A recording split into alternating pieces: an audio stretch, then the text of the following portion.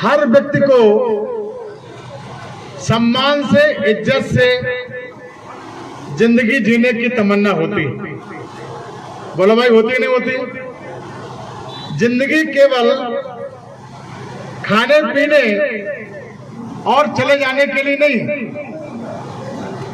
जिंदगी केवल रवियाने गिड़गा करके, पेट भर करके, दूसरों की गुलामी करके, उनके हाथ जोड़ करके, अपने को नगण्य समझ करके जिंदगी जीने का कोई मतलब नहीं। जिंदगी जिंदा दिली का नाम। बोलो भाई, जिंदगी जिंदा दिली का नाम।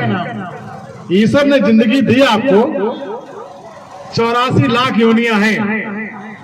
और जब हम लोग सांप, बिच्छू, घोड़ा, गधा रहे होंगे, तब हम लोगों ने ईश्वर से प्रार्थना की होगी कि एक बार तो इंसान बना दो। क्यों? हम घोड़ा थे तो हमने कहा इंसान बनाओ, हम गधा थे तो हमने कहा इंसान बनाओ, हम सांप थे तो हमने कहा इंसान बनाओ। क्यों? हम घोड़ा थे तब भी हमें कोई दूसरा चलाता था, हम गधा थे तब भी कोई दूसरा चलाता था, हम सांप थे तब भी कोई महुअर बजा के हमें अपने हिसाब से इशारे चलाता था। वहां हम अपने आप को समझ नहीं रहे थे। वहां हम लगता था कि हम इस योनि में, गधा में, घोड़ा में, सांप में, बैल में, इस योनि में हमारा कोई सम्मान नहीं, हमारा कोई सम्मान नहीं।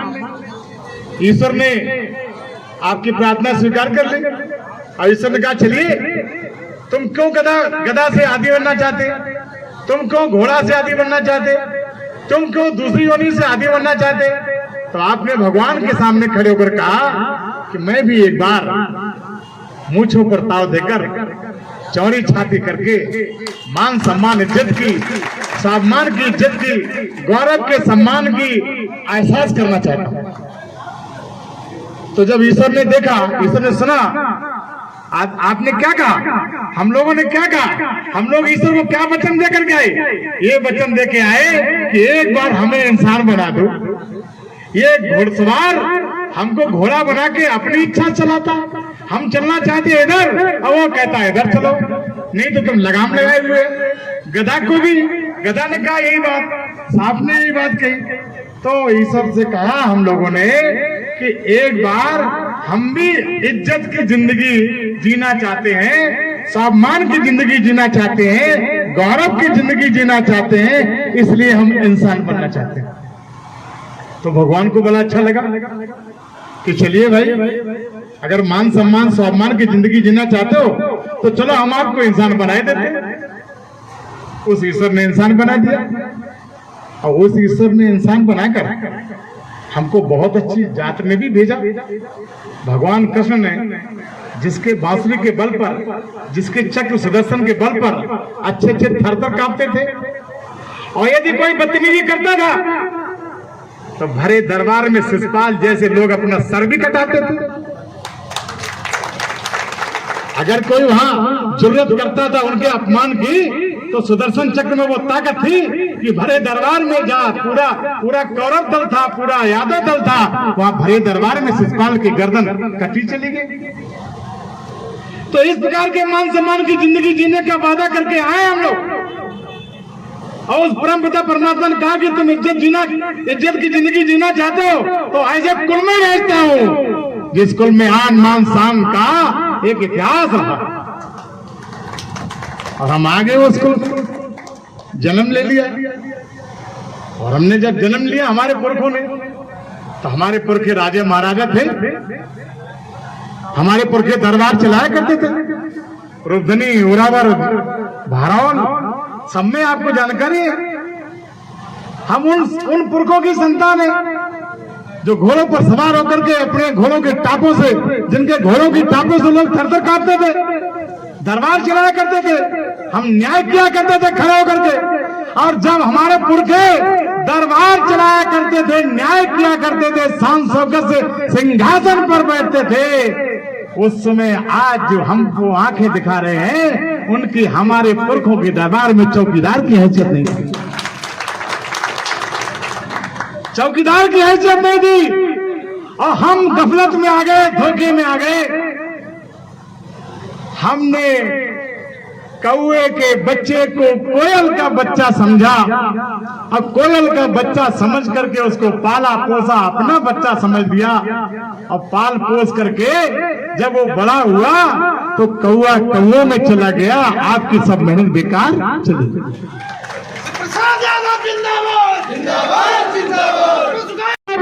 90% गोदी यादव वाली आबादी का कौन नेता है आपका?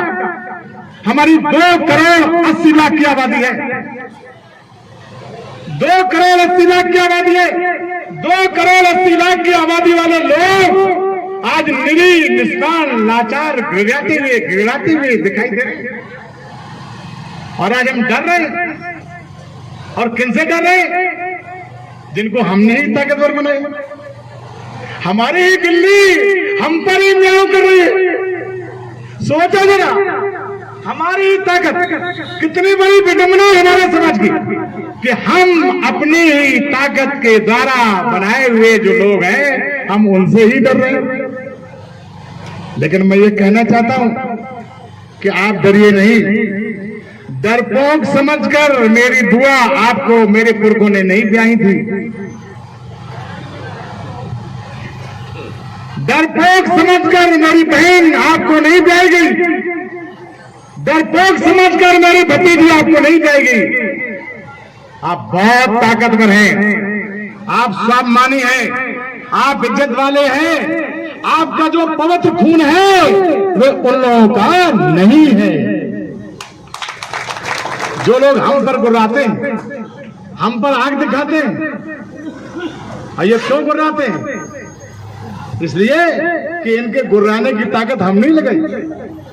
आज मेरे ही द्वारा लगाए हुए खम्भों पर ये अपना 5 स्टार महल बनाए, मेरे ही खंभे हैं और आपसे कहते हैं कि तुम घुसीटा कुछ हो ही नहीं। तुम्हारा मतलब क्या है? तुम राजनीति करना जानते ही नहीं, तुम्हें राजनीति करनी आती नहीं। तो हमें राजनीति करनी नहीं आती, ये इनको सिखाने की जरूरत है कि नहीं? बोलो भाई, जोर से बोलो, जरूरत है कि नहीं? हमको भी राजनीति करनी आती है, ये इनको सिखाना है कि नहीं सिखाना? ये इनको दिखाना है कि नहीं दिखाना? जोर से बोलो, दिखाना नहीं? अभी तो ये है, हमें इनको ये दिखाना है कि हम ही राजनीति करते हैं। 200 वर्ष पहले, दावे के साथ कहता हूं, इतिहास की बात करता हूं, पुरखों से पूछना, 200 वर्ष पहले राजस्थान से 50 कबीलों के रूप में जो गधा चराने आए थे उत्तर प्रदेश में, आज वो यादव बनकर के हम पर हावी है। हमारे समाज का मसीहा स्वर्गीय श्री राम नरेश यादव जी, ताली बजाओ भाई, बोलो, सही बात है। स्वर्गीय श्री राम नरेश यादव जी, जिन्होंने पहली बार 1977 में बैकवर्ड को आरक्षण दिया। क्या दिया था? आरक्षण दिया। और जिनको हम आज मसीहा मान रहे हैं, वे भी सहकारिता मंत्री के रूप में सदन में मौजूद थे और मुझे आपने सदन में भेजने का मौका दिया है। मैंने वहां की किताब निकाल के देखी है। उस सदन में हमारे आज के सहपाई वाले मसीहा के बैकवर्ड के आरक्षण के प्रस्ताव पर हस्ताक्षर नहीं है। राम नरेश यादव जी ने बैकवर्ड का आरक्षण किया और इस मसीहा, नकली मसीहा ने राम नरेश यादव जी के खिलाफ प्रस्ताव पारित कर दिया।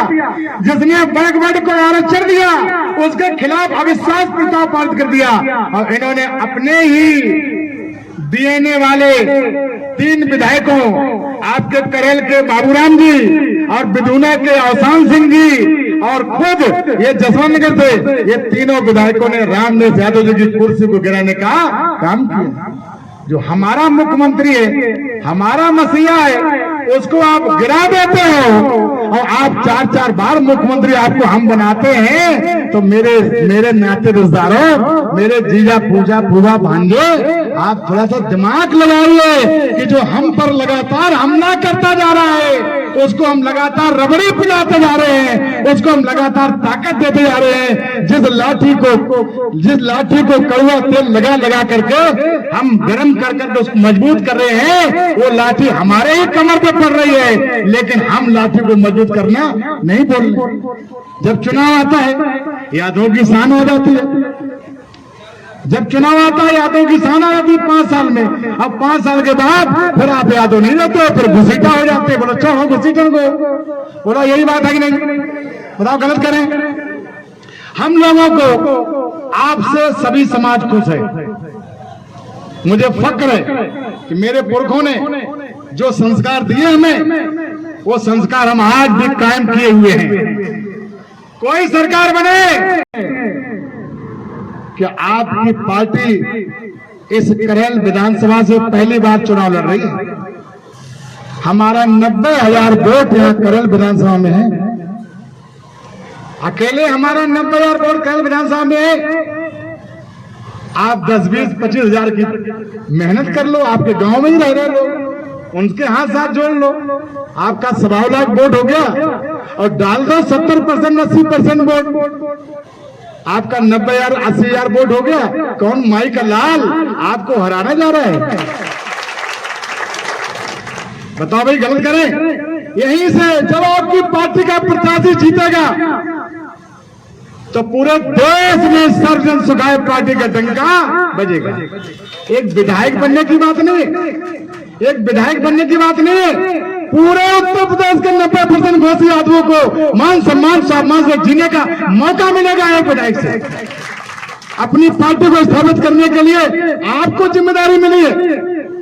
2 करोड़ 80 लाख यादव करेल विधानसभा की तरफ देख रहा है कि देखें करेल विधानसभा क्या कर रही है।